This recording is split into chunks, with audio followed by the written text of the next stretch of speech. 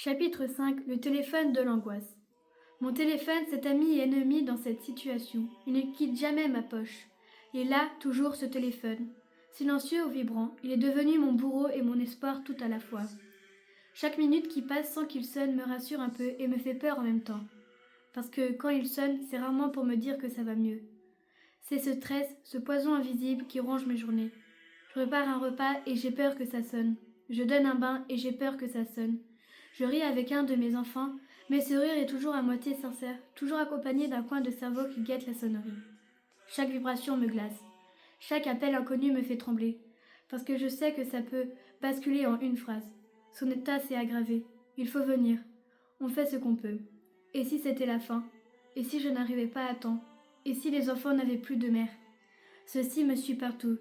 Il s'assoit avec moi au petit déjeuner. Il me regarde remplir les papiers. Il m'observe jouer à faire semblant d'être fort. Il est là dans mes yeux quand je regarde mon téléphone au moindre bruit. Je vis dans l'attente des mauvaises nouvelles.